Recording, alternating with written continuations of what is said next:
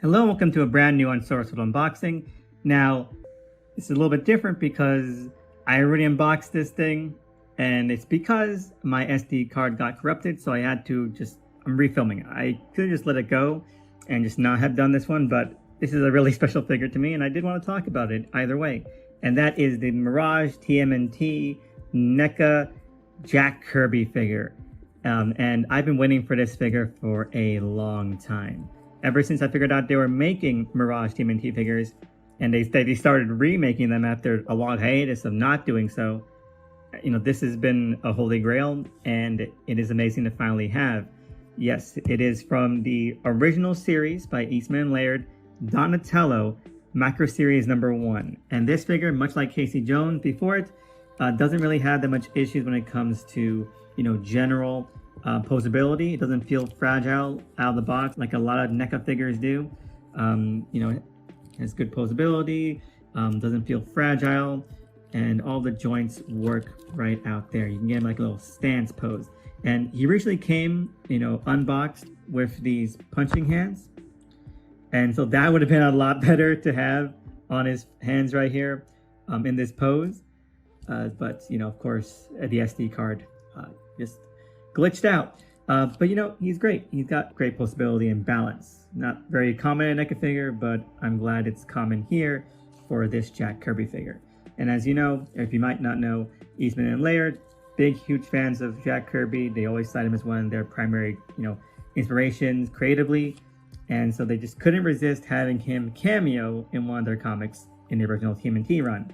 And I think they also, in one of their ideas for a fifth turtle, they named him Kirby after Jack Kirby as well for a fifth turtle, because, you know, all of the turtles are named after great artists or classical artists. And so naming a fifth turtle Kirby is a little bit more of a direct nod to the art of Jack Kirby than anything ever really would be.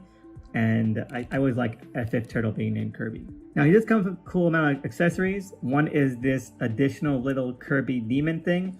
It cannot balance. It has this really weird preset pose. It's only 5 POA, you know, hips, shoulders, and head.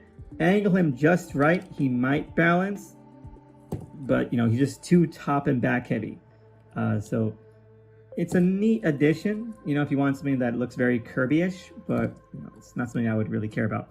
The big piece of resistance is a power gauntlet here from the comic issue. And a lot of people have made their own like custom version of this over the years. And I'm glad to finally have like an official version of it. It looks fantastic. It is a little bit pliable around the grip. The rest of it is really, really rigid. I've tried to pose it with Jack himself here. It's a very loose fit. You can do it, but it doesn't look that good. And it's very wobbly.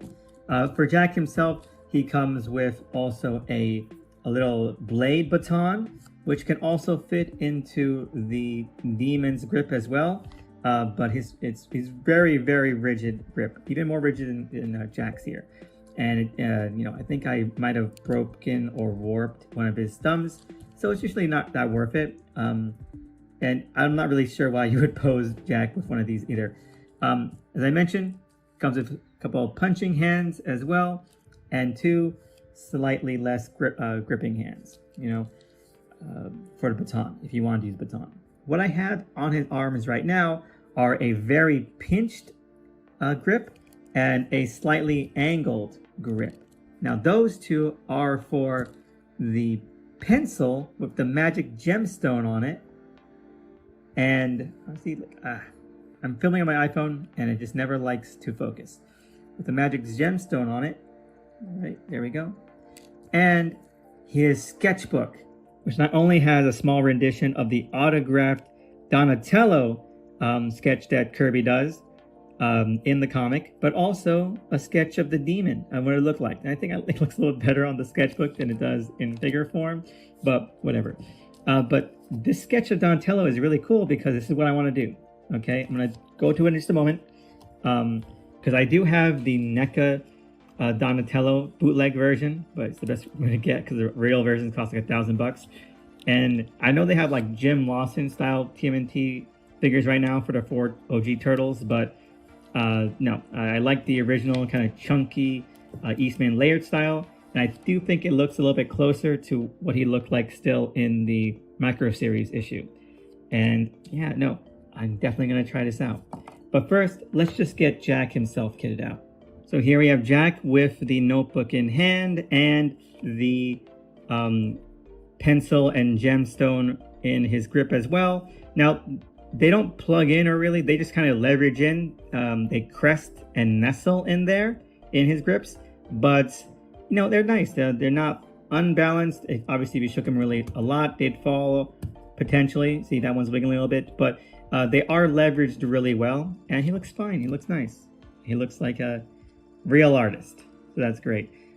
So let's move on to Donatello. Let's see what he looks like with the Power Gauntlet.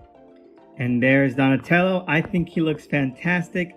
And the Power Gauntlet is really well proportioned to his grip here. I'm not quite sure how well it would fit on the Jim Lawson style Donatello figure. So I'm glad I have it, this bootleg original Eastman and Laird NECA figure. And it looks amazing. And I try to get him into as accurate a pose as he is on the Jack Kirby sketch there. And it's kind of like he's drawing from inspiration. That's a great little duet here. I might like it even better than the bow staff, which I also have right there.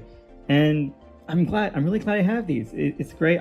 This is my favorite Micro Series issues. I think all the Micro Series issues are wonderful, but the Donatello Micro Series issue is definitely like the biggest love letter to Jack Kirby, and it's so heartfelt and so sweet.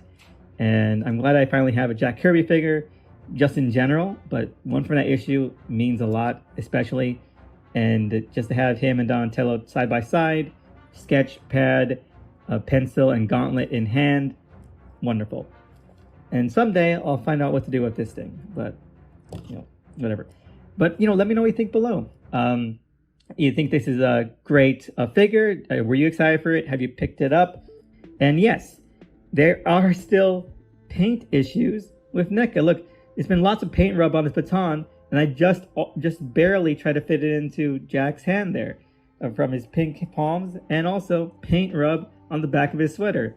So, not 3 steps forward, 2 steps back with NECA, but still, fun set. Thank you so much for watching. See you again next time.